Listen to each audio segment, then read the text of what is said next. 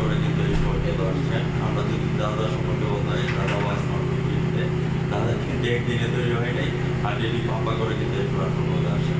দাদা বর্তমানে ব্যবসা বাণিজ্য পরিস্থিতি কেমন যাচ্ছে এবং জানি ব্যবসা বাণিজ্যের পরিস্থিতি মোটামুটি আগের মতো নেই, মানে পুরোটা উন্নত হয়েছে তা না, যেভাবে চলতে সরকার আসার পর থেকে চলছে আর কি আগের মতো নেই। অসহযোগ আন্দোলন যখন শুরু হয়েছে তখন আপনাদের কোনো ক্ষয়ক্ষতি হয়ে গেছে না, আমাদের ব্যবসা প্রতিষ্ঠানে কোনো ক্ষয়ক্ষতি হয়নি। আমার দেখা মতে আমাদের আশেপাশে কোনো ক্ষয়ক্ষতি হয়নি যখন চলছিল। আমরা যাচ্ছি বর্তমান ক্যান্ডিডেট সরকারের কাছে যে 6টা থেকে 11টা পর্যন্ত যে বন্ধ থেকে এটাকে ওপেন করে দেওয়ার জন্য জনসেবা যাতে পাওয়া যায় সেক্ষেত্রে আপনার মতামত করবেন। অবশ্যই আমাদের আরও ভালো হয়, কারণ আমাদের সেলটা বাড়ে। কারণ আমাদের 6টা থেকে 10টা 11টা পর্যন্ত আমাদের ব্যবসা বন্ধ করে রাখতে হয়। 10টার থেকে 2টা একটু গ্রো করে আমাদের জন্য ব্যবসা তৈরি করতে। সামনে আসছে মায়ের দুর্গাপূজা, তো মা দুর্গা এবার কিছু করে আসছে এবং কিছু করে যাচ্ছে।